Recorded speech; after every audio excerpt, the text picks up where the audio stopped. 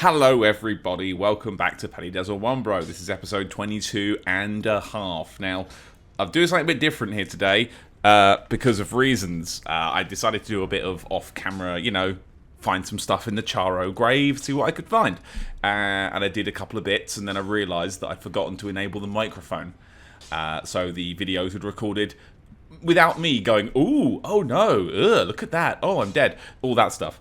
So I kind of decided just to run with it for this time and just do a few bits with the mic off and then do the audio afterwards. Turns out it's already been way more work, so I will not be doing it again. But here we go. So after finding the Grace about halfway through Charos Hidden Grave, I had a bit of an explore just to try and find some stuff. I don't really want to mess with that death bird just yet. After a few minutes wandering around, I found this horrible rhino hippo thing. I wasn't quite ready for it. The glint blades did all right, but they weren't really doing enough damage to make enough of a difference, I think. After a bit of back and forth, he broke my stamina and he got me down.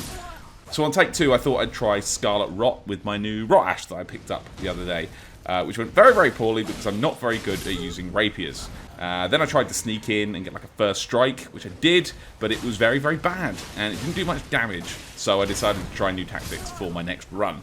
I decided to bring out my old favourite Rot Breath. It's always got my back, and it's never let me down in the past. Miraculously, on my first try, I did somehow get this Rot off, and then backed off and just used Glint Blades over and over and over again, which did eventually get me a good stagger, which was very, very big damage, and the Rot basically did the rest while I ran away. That's Rhino Hippo down. Surprise, Skadoopadoop Fragment 4, my trouble. During the fight with the Rhino, I had spotted another Furnace Golem, who wasted no time in infernoing my sweet ass. The melee attacks didn't seem to be working, and I spotted the armor kind of a bit too late, really. I bolted for the uppy jump, and I saw a couple of messages about items, which I didn't really get at the time, and as I was thinking about it, I got firebombed. After a brief recon of the area, I tried looking for some good ground. Hey, this isn't it. Another curious message about throwing found, and again, that's kind of gone in the what? And after a failed attempt to find some cover, I died again. So I looked into my crafting kit, and I've sort of ended up on pots. I thought, okay, I can throw those. It's an item, I can craft them. So I made a few hefty fire pots because, frankly, it was the only one I had like loads of stuff for, like all the mushrooms for. Didn't think it'd work. I just wanted to test the theory. Fire on a fire guy. What do you expect? Turns out, very good damage. Very, very good damage. He did a very big jump. And I got a bit excited, and then he pimp slapped me. But this is progress. This is good damage. Far better than I would have expected. I thought I'd try lightning pots next. I thought if fire does good damage on a fire guy, then a lightning pot surely will do way more damage. Wrong. Very, very wrong. Bad damage. Not good at all. Back to the fire pots, I guess. Back to the fire pots. After a few more deads, and going for some respecking a little bit for maximum pot damage, had a couple more whoopsies later, and I was out of mushrooms. So I just googled it. I went to the wiki. I don't even care. Consider the run null and void. I looked something up. I'm sorry. I just don't want to go and find mushrooms one at a time or buy them one at a time. I just found a good place to get them because who cares? Red flesh mushroom infidelity. Sue me. After one more pimp slap, and I finally managed to get the run down. So the hard part for me was spotting what move was coming. I didn't really know it very well yet, and I didn't have much room for error. So if I made a bad choice, I'd get slapped. So the trick was to wait out a couple of the firestorms till he got close, chuck a couple, get saved by my wonderful physics bubble, and then it's time for throw and go. So sort of chuck one on the horse, go. Come back, chuck one, go away. Being ready to dash like after every chuck was what did this for me.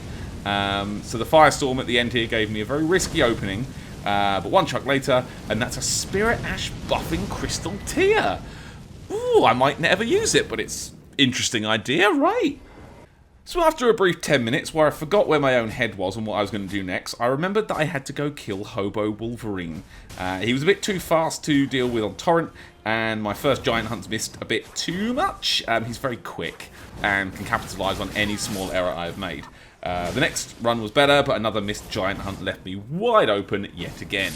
On the next try, I tried to position myself downhill because I was trying to get under him and up, and I thought, you know, if I'm below him, the giant hunt will hit better. It did work a bit, but I kind of backed up and got rogered a bit too much. So for the fourth try, I just went full brain dead. Maximum stamina, maximum damage, just ran up and just walloped the L2 button until I won. There's a new weapon, Beast Claws. Excellent, I can use them at level 1 too. Look at me, look at this, I'm Wolverine! Okay, that checked off. Back to Charos Hidden Grave for some Tibia time. After a moment to find him, he just bailed immediately, so we played catch up. Good bit of damage, and then... Uh-oh, he summoned a grafted scion. Uh-oh, so I left him to deal with... Andy. Did a quick sort of a bolus to get rid of the poison that's managed to plop on myself as well, and had a good fight with the boat. It was a pretty good fight, actually. Just gave him some big damage, tried to avoid him where I could. He bailed again, and he managed to finish off the scion, and we grouped up top for a final slam. Backup stances, don't stop Andy and me, and I got myself a good boat for my trouble. It's not bad, you know, I've had worse days. Okay, now main event time. So this is the Death Right bird. The extra ghost flame birds on this one make this a real schlep. I'm doing really good damage when I can hit the bird, but it's really hard to stay on target long. And in this area, like, I just had no chance. Just no chance against him. Giant Hunt is, it's really tough to hit on his face. The face takes way more damage, but because of the wind-up, you just miss too much. He's too mobile. I tried clearing out the birds first, but Ghost Flame has such range. You're just asking for it each time. It's horrible. I tried stealth as well, which was working until this prick got involved. After screaming Andy to bits, he nuked me effortlessly. So one more cock up, and now it's time for a new plan. What always works on Deathrite birds, the high ground. So after finding a likely spot, sort of baiting the boss and hoofing it, this spot is, it's not really as good as it looks. My range options aren't very good at level 1, and his are much, much, much better, as you will see now. So let's give Tish a go. Back to Old Faithful. I'm kind of going through all my greatest hits now. Damage is good. She's got good damage, but I'm still very, very squishy.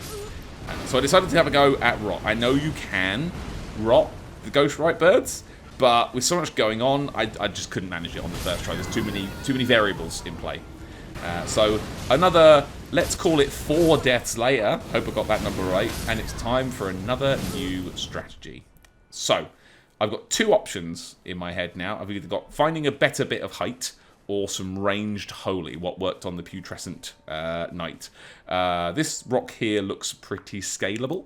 Initial tests on the holy damage were good. You have seen nothing. A few hops later, and we've accidentally jumped over the hill, fallen down, then back up again, and I guess I can't get off Torrent on here, so I guess I'm just going to hang out on Torrent for this fight. The Birdo seems a bit confused. The rock can hit him, although it takes 7 bursts to proc. 7! Christ, I think because most of it was missing. I almost eat shit immediately after getting the rock proc, but I think we're now locked in. Tish is freaking out, but the holy arrows are filling in the damage. The arrow storm miraculously avoids me near the end, and then I've just got the awkward shoulder fire and just waiting for the bird to die. Ash of War acquired. Bing, bang, boom. And as a final hurrah for the episode, I went back to the Furnace Golem near the Cerulean coast. This guy is very similar to the first one. Just circle, slap, stagger him, jump over his fire, repeat. You know how to do this. Cheers for the infinite stamina tier. I will almost certainly never use it. And that's all for this episode. A bit different, and I won't be doing it again, because frankly, as I said at the top, this has been way more work, and I've honestly put off recording this audio for about 4 weeks. Every time I looked at it, I was like, I don't want to sit here and write notes. It's maybe, let's call it 5-6 pages of notes in my notebook, and it's taken so long to do. Next time, I'm just going to be extra careful and check my microphone, because who has the goddamn time? Thank you all for watching, and I'll see you on the next one for I genuinely don't know what. I didn't look it up. Bye!